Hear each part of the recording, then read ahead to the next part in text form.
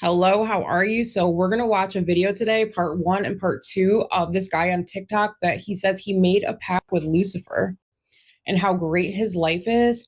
And then part 2 is going to be about all the amazing things that happened in his life since making said pact. So let's get in to hear what he has to say. Pact with the real Lucifer, and this is what happened. And before I get into it, at least for a moment, you need to forget everything you know or have heard or have read about the Prince of Darkness.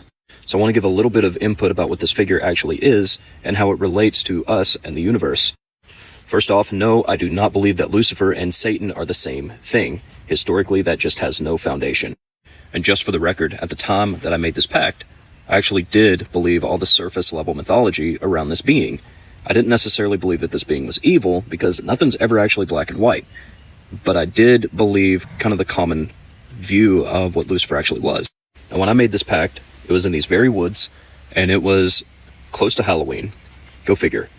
And I knew going into this that I was going to have to be willing to sacrifice literally everything. And when I say sacrifice, I'm not talking about literally sacrificing people or animals, just so we're clear. I actually believe that there's no place in modern magic to physically go and harm another living being, no matter what. I'm glad he has some morals and standards for his demonic occult practices for Lucifer.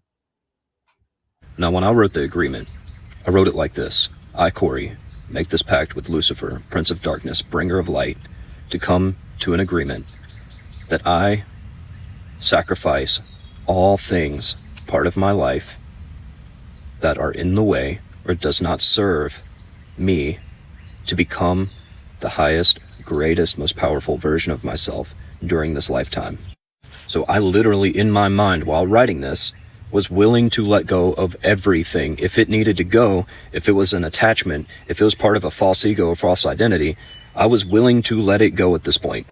And what I wrote after this was, I sacrifice all of this in exchange for all the power of Lucifer, all the knowledge of Lucifer, and all the wisdom of Lucifer, so that I may grow into my most powerful version. Now here's the thing about pacts, guys. These beings that are outside of space and time, that are infinite, do not care about a little pact that we write on paper.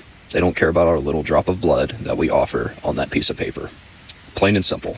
This pact is a permission slip to your own subconscious to do things that previously you would not have been willing to do.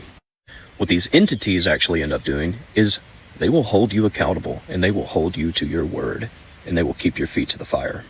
No, you cannot sell your soul. No, you're not going to burn for eternity or any of that. You could potentially live a crazy, amazing life versus before, as long as you're approaching this from a healthy point of view and a healthy internal place. As long as you're approaching this from a healthy point of view and you're not going to go to hell. This is so crazy that this video has 14,000 likes on it. And the comments section is wild too, of people praising Lucifer, which I will put right here so that you could see some of the comments. It's just crazy. And he talks about that you're going to have this amazing life. Well, yeah, you're going to go to hell. And yeah, you're going to do things that you normally wouldn't do because you're under demonic control. When I was doing my occult practices, they would guide me with my clients, even the content I make, even in my day-to-day life. They're sitting there, these dark forces, instructing you and guiding you on what to do, and you start doing things that you normally wouldn't do. So it's just crazy. And all these people. So let's get into part 2 of the beautiful things that happened in his life after he made this pact. Oh, and one other thing I want to say is notice how he was like, oh, I don't want to sacrifice humans or animals. I don't think that should be allowed in ritual magic. But yet, if you see his TikTok, people are paying him tons of money to do rituals and magic to curse people. So, all right, let's hear what else he has to say here in part 2 of how his life changed. With Lucifer, and this is what happened, part 2. Buckle up, because this gets pretty weird. So I first started noticing I would have shadows surrounding me. There would be more shadows in the physical world than what would normally be there, or at least that's how I perceived it. I was also perceiving these sort of astral shadows surrounding me. I would see this when I was going to work, I was doing pest control, I was in people's homes, and I would have these shadows just surrounding me. There was a presence there. I would carry this heavy, dark presence with me everywhere I would go. Why would you want to carry a dark, heavy presence with you everywhere you go?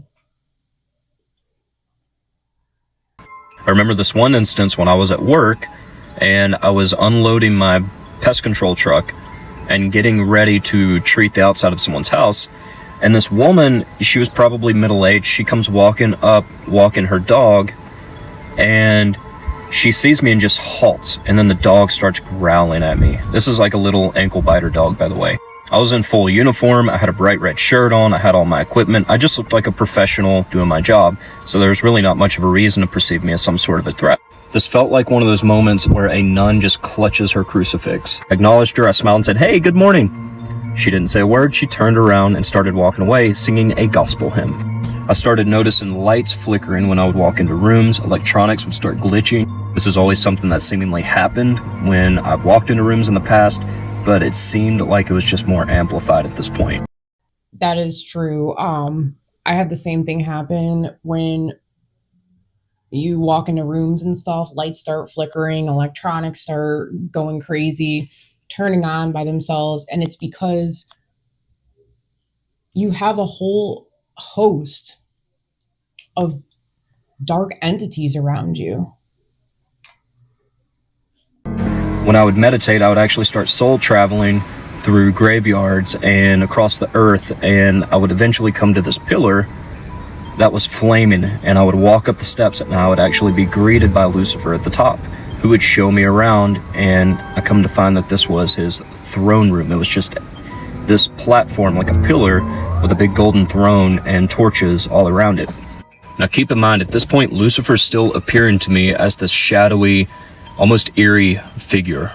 He had horns, amber-colored eyes, and was shrouded in smoke, so you almost couldn't even see facial features or anything.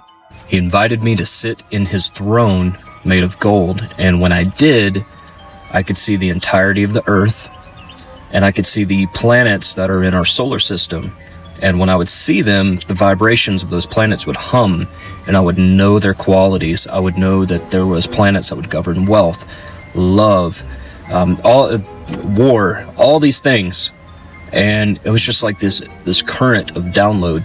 I started directly receiving information on how to work certain rituals and deeper magic and all sorts of things. It was blowing my mind. Could you imagine eagerly jumping into the throne of the devil? Like, he's excited about it. He's like, I got to sit in Lucifer's throne and he showed me the world. That's crazy. Ultimately, I was being taught about my own identity and my own power within. See, Lucifer never once encouraged me to follow him, to worship him, to pray to him, or anything like that. It was a walking side by side as equals type of vibe we had going on. As I started awakening my identity and realizing my own power, I started healing the inner wounded child that was preventing me from stepping into this identity in the first place. As I started healing this inner wounded child, Lucifer actually started to morph. I would journey back to the throne room whenever I would have my meditations, and it would always remain the same, but Lucifer would always look a little bit different. Eventually the shadows sort of dissipated and his appearance was completely different altogether. At first he was kind of a 1700s nobleman with the long hair and frock coat and all of that, but then he showed me a different form, which was interesting. The best way I could describe this other form that he showed me was like a Roman general, had centurion armor, but it was very gold in its ornaments, and he had more of a like an aristocratic hairstyle. I realized that this was the true angelic celestial side of Lucifer. Over time, I would begin to receive more and more visions. One time I was driving and entered an open vision while I'm driving, and I see Lucifer's role all throughout time, all the way back before Babylon. In that same vision, it ended up in like a long corridor or a hallway. And at the end of the hallway, there was a door with a figure in the door. And I was moving through the hallway, getting closer to this door, and I knew that it was Lucifer at the end of the hall. But whenever I got to the end of the hall, I saw that it was me. And in that moment, I knew that I was Lucifer and Lucifer was me. And the reason why is because when we enter into the Lucifer current, we become Lucifer, because Lucifer is a title. It is the light bringer. And then I realized that all these different versions of Lucifer that I kept encountering were reflections of who I was. How sentimental that he realized that him and Lucifer are one. Guys, all of this stuff is just a trap. Whether it's outright connections with Lucifer or tarot cards or psychic mediumship or energy work, all this stuff, the same stuff that I was into, it's all a trap. It all comes from and stems from the same place.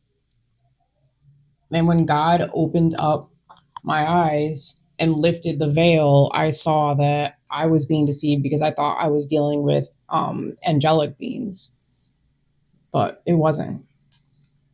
This is crazy. And I think what's crazy too is the amount of people on TikTok that are paying people like this to do spells on people, curses. Like I showed you before, the comment section of everyone saying how great. But I'll tell you one thing, they're not going to be praising him when they die, because we're all going to die. And you never know when you're going to die, too. It could be tomorrow. You just don't know. So I just wanted to watch that with you guys. I thought it was crazy. It came up. I saw it on TikTok and I just wanted to watch it with you all. And yeah, I will see you in the next one.